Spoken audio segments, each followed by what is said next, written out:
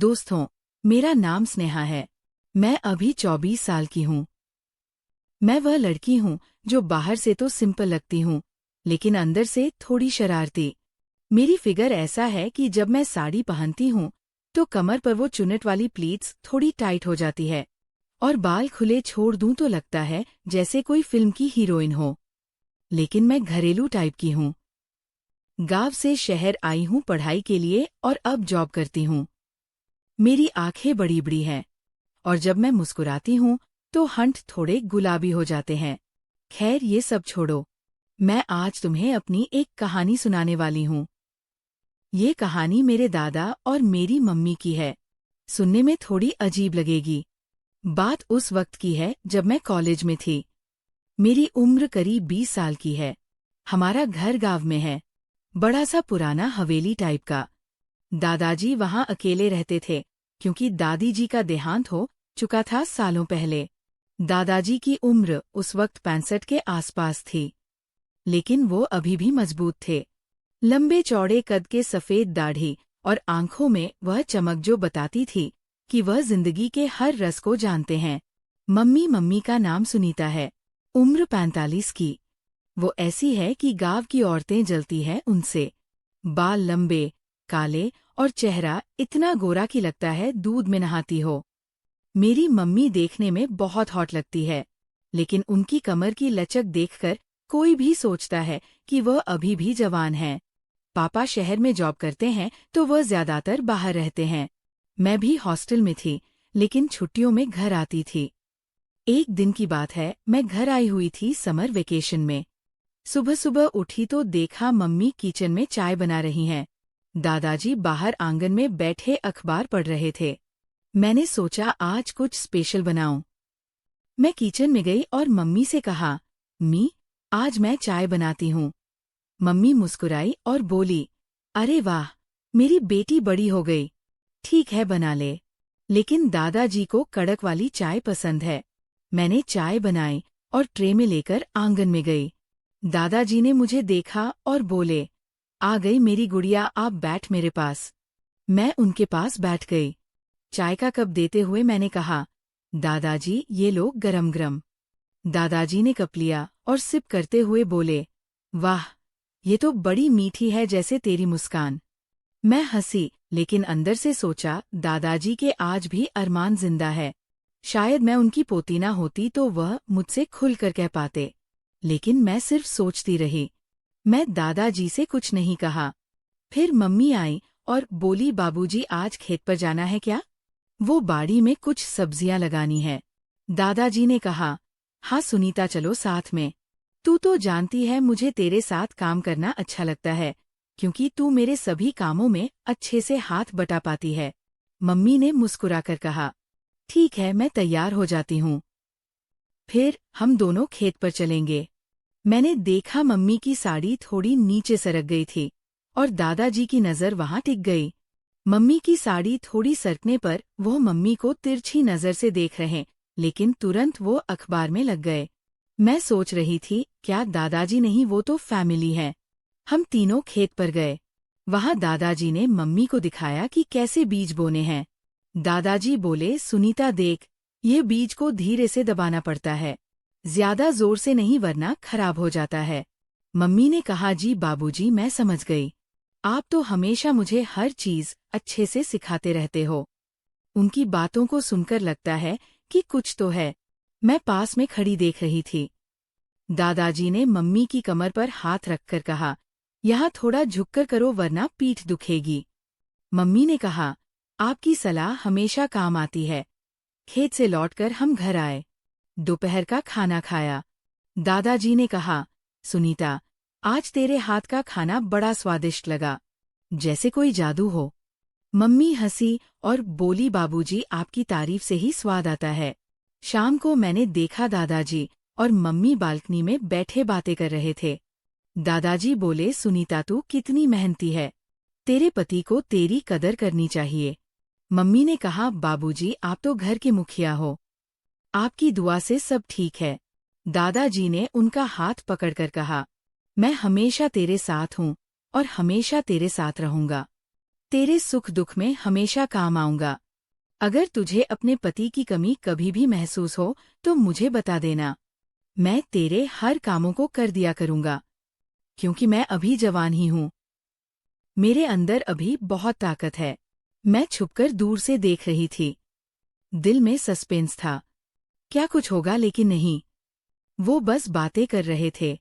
रात को डिनर के बाद दादाजी ने कहा, सुनीता, आज रात को वो पुरानी कहानी वाली किताब पढ़कर सुनाऊं? तू सुनकर सो जाना। मम्मी बोली, वाह बाबूजी, कितने दिन हो गए। चलिए। वो दोनों कमरे में गए। दादाजी बिस्तर पर लेटे, मम्मी पास बैठी। दादाजी पढ़ने लगे, लेकिन उनकी आवाज में वह गहराई थी जो लगती थी जैसे कुछ और कह रहे हो। मैं मन ही मन सोच रही थी कि रात में दादाजी और मम्मी दोनों एक साथ अकेले कमरे में क्या कर रहे हैं, क्योंकि दरवाजा अंदर से बंद था। अगले दिन सुबह मैं उठी तो देखा मम्मी चाय बना रही हैं। दादाजी बाहर योग कर रहे हैं।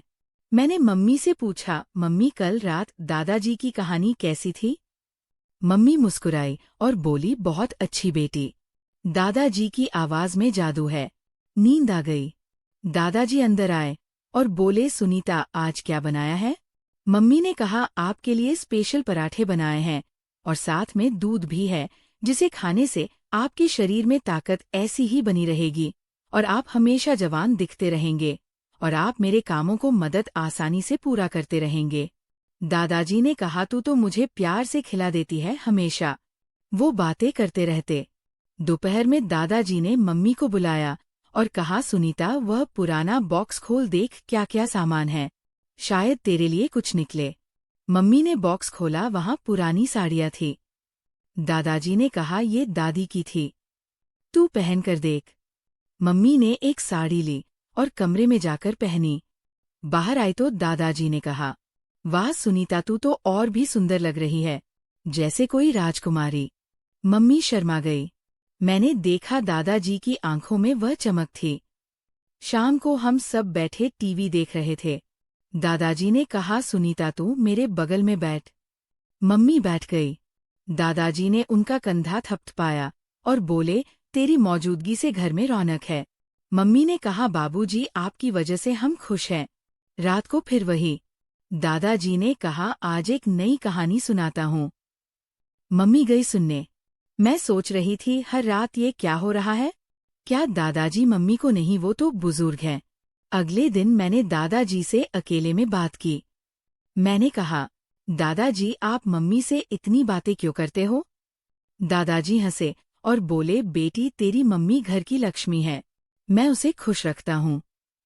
दिन बीतते गए।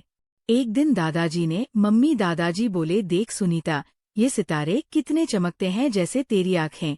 मम्मी ने कहा, बाबूजी, आपकी बातें कितनी प्यारी है। दादाजी ने कहा, तू मेरे करीब आ, ठंड लग रही होगी। मम्मी करीब गई। नीचे आकर मम्मी खुश लग रही थी। मैंने सोचा, ये रिश्ता कितना गहरा है। फिर एक दिन दादाजी ने मम्मी को एक पुराना नेकलेस दिया। बोले, ये दादी का था, अब तेरा है, पहन कर देख। मम्मी ने पहना। दादाजी ने पीछे से क्लिप लगाया। उनकी उंगलियां मम्मी की गर्दन पर लगी। मम्मी ने कहा, बाबूजी, ये तो बहुत सुंदर है। दादाजी बोले, तू पहन कर, और सुंदर लग रही है। वो पल ऐसा था कि लगता था कुछ होगा, लेकिन नहीं। शाम को दादाजी ने कहा, सुनीता, आज तेरे साथ एक गेम खेलें, वो पुराना लूडो। मम्मी हंसी और बोली, चलिए, लेकिन आप हमेशा जीतते हो। वो खेलने लगे। दादाजी ने कहा, तेरा पासा हमेशा अच्छा आता है, जैसे तू लकी हो। खेलते खेलते दादाजी का हाथ मम्मी के हाथ से टच हुआ। रोजाना की ये छोटी छोटी बातें बढ़ती गई। दादाजी मम्मी को सिखाते कुछ नया, जैसे पुरानी रेसिपी। दादाजी बोले, सुनीता, ये मसाला ऐसे मिलाना, धीरे धीरे। मम्मी करती, दादाजी देखते।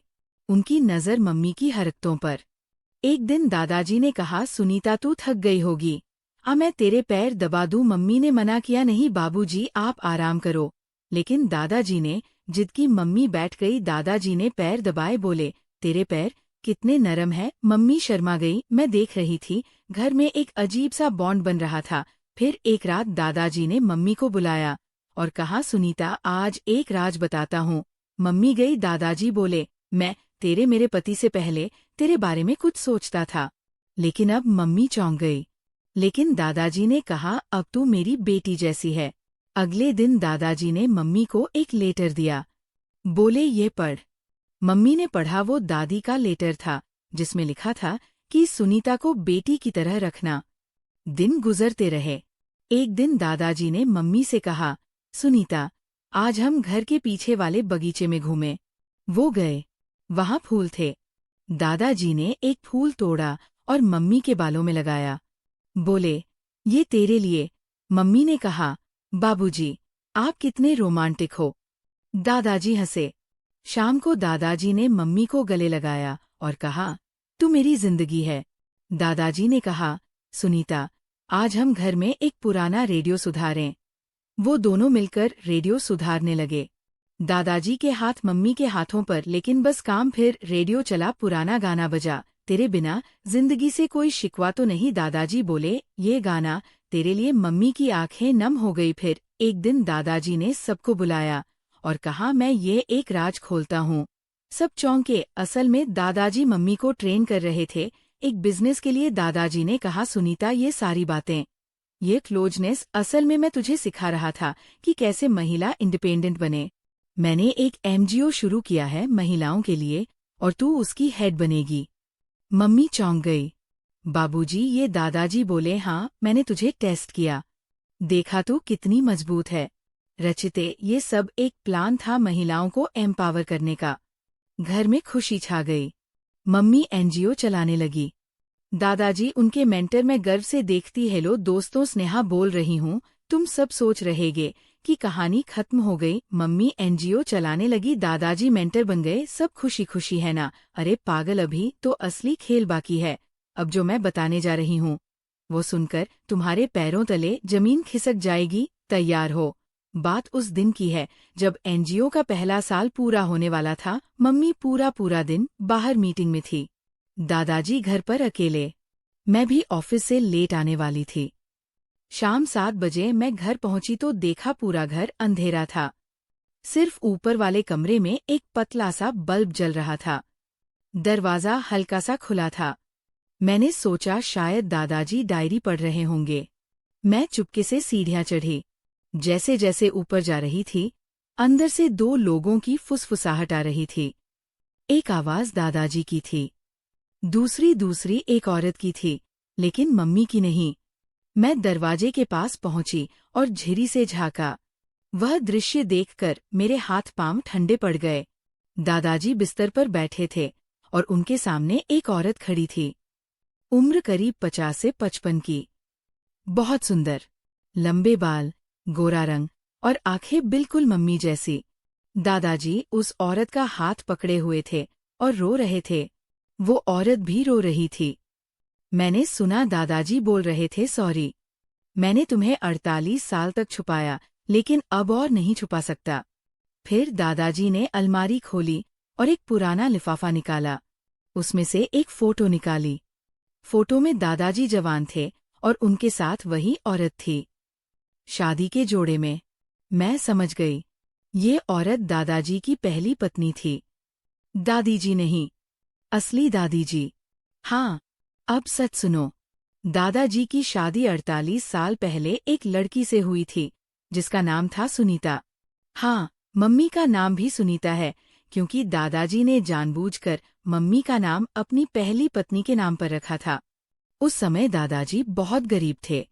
शादी के 2 साल बाद गांव में दंगा हुआ। दादाजी की पत्नी सुनीता गायब हो गई। सबने कहा मर गई, लेकिन दादाजी को यकीन था कि वह जिंदा है। दादाजी ने दोबारा शादी कर ली, जो हम सब दादी जी कहते थे। मेरा पापा पैदा हुआ, लेकिन दादाजी ने कभी पहली सुनीता को नहीं भुलाया। फिर 28 साल पहले एक दिन दादाजी को खबर मिली कि उनकी पहली पत्नी जिंदा है। वो किसी और गांव में किसी के साथ रह रही थी, लेकिन उस शख्स ने उसे छोड़ दिया था। दादाजी उसे ढूंढकर लाए, लेकिन गांव की इज्जत और दूसरी पत्नी हमारी दादी जी के सामने वो उसे घर नहीं ला सके। तो दादाजी ने उसे पास के ही एक छोटे से गांव में एक झोपड़ी दिलाई और हर महीने पैसे भेजते रहे। कोई नहीं जानता था।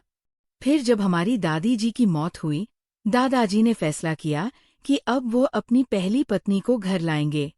लेकिन कैसे? तब दादाजी को एक शैतानी आइडिया आया। उन्होंने मम्मी को चुना क्योंकि मम्मी का नाम भी सुनीता था। क्योंकि मम्मी दिखने में उनकी पहली पत्नी से बहुत मिलती जुलती थी, क्योंकि पापा हमेशा बाहर रहते थे। दादाजी ने पिछले 7 से 8 साल में मम्मी को धीरे धीरे अपनी पहली पत्नी की तरह तैयार किया। वही साड़ियाँ पहनवाई, वही गहने, वही बातें, वही लहजा, हर रात वो कहानियाँ। असल में दादाजी अपनी पहली पत्नी को याद करके मम्मी से बात करते थे, और मम्मी को लगता था कि ये सब सास ससुर का प्यार है। लेकिन सच ये था कि दादाजी मम्मी को अपनी पहली पत्नी की जगह पर रखकर अपना पुराना प्यार जी रहे थे। और अब जब वो बूढ़े हो गए, मौत करीब महसूस कर रहे थे, तो उन्होंने अपनी असली सुनीता को घर बुला लिया था। उस रात मैंने सुना दादाजी अपनी पहली पत्नी से कह रहे थे, मैंने सुनीता मम्मी को सब कुछ सिखा दिया। अब वो तेरी तरह मजबूत हो गई है। अब तू घर आ जा। मैं मरने से पहले तेरे साथ एक रात भी तो बिताना चाहता हूँ, जैसे पहले बिताता था। मैं वहीं खड़ी रही। मेरे दिमाग में बिजली कौंध रही थी। हर वो टच, हर वो नज़र सब सच थी। बस हीरोइन गलत थी। अगले दिन सुबह मम्मी घर आई।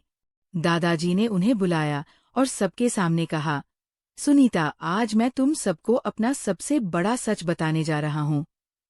और फिर सबके सामने दादाजी ने अपनी पहली पत्नी को अंदर बुलाया। मम्मी के पैरों तले जमीन खिसक गई। मैं रोने लगी। और दादाजी बस चुपचाप दोनों सुनीताओं को देखते रहे, जैसे उन्हें अब कोई फर्क नहीं पड़ता था कि असली कौन है और नकली कौन। बस इतना कहा, मैंने जिंदगी भर 2 सुनीताओं को पाला, एक को छुपाकर दूसरी को सबके सामने। अब मैं जा रहा हूँ। तुम दोनों में से कोई भी मुझे माफ कर दे। बस इतना काफी है। 3 महीने बाद दादाजी गुजर गए।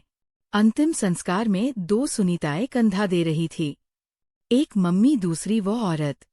गांव वाले आज तक समझ नहीं पाए कि असली दादी कौन थी। और मैं आज तक ये फैसला नहीं कर पाई कि दादाजी ने जो किया वो प्यार था या सबसे बड़ी बेवफाई। बस अब तुम बताओ, कौन सा सच ज्यादा खतरनाक था? वो जो हम सोच रहे थे, या वो जो कभी सोचे भी नहीं थे? अगर ये कहानी और इसकी सीख आपको छू गई हो तो दिल से एक लाइक जरूर कर दें। चैनल को सब्सक्राइब कर लें ताकि ऐसी और सच्ची सी लगने वाली, दिल को छूने वाली कहानियां आप तक सबसे पहले पहुंचे। अपने दोस्तों और रिश्तेदारों के साथ शेयर करें, क्योंकि शायद किसी को आज यही मैसेज चाहिए हो। और कमेंट में जरूर बताइए, आपके लिए जिंदगी में सबसे जरूरी क्या है, पैसा या प्यार? धन्यवाद। फिर मिलते हैं एक नई कहानी के